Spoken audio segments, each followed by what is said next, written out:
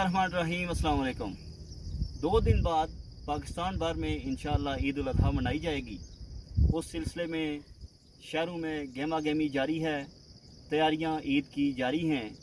आज हम आपको विज़िट करवाएंगे कोटली आज़ाद कश्मीर की मुख्तलिफ़ मवेशी मंडियों में, ये देखने के लिए कि मवेशी मंडी में किस तरह की सूरत हाल है। तो आइए चलते हैं।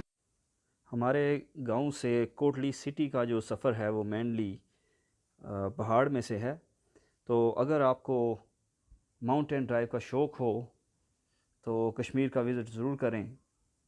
जस्ट लाइक अदर डिस्ट्रिक्ट्स, आपको यहाँ भी सिटी से डिफरेंट एरियाज़ में जाते हुए, कोटली सिटी से डिफरेंट विलेजेस में जाते हुए आपको माउंटेन से गुज़रना पड़ता है। आज़ाद कश्मीर में अनलाइक पंजाब और सिंध आपको छोटी छोटी मंडियाँ नज़र आएंगी, क्योंकि शायद पहाड़ी इलाका होने की वजह से इतने खुले मैदान तो मौजूद नहीं होते।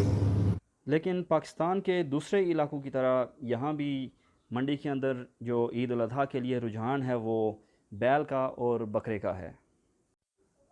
माशाअल्लाह अच्छे और ख़ूबसूरत जानवर मौजूद हैं मंडियों के अंदर, लेकिन शायद अभी निस्बतन अर्ली मॉर्निंग है, बिफोर नून हम ये रिकॉर्डिंग कर रहे हैं, तो उस तरह की गहमा गहमी मंडी के अंदर नज़र नहीं आ रही। माशाअल्लाह अच्छे और ख़ूबसूरत जानवर मंडियों के अंदर नज़र आ रहे हैं। अगर हम अपनी ज़ुबान में बात करें तो हमारे जो मंडियों वाले हजरात ख़रीद के लाते हैं, उनके ये जो नाम बताते हैं, फ़तेह जंगी, दो मेली या पंजाबी बैल भी कहते हैं।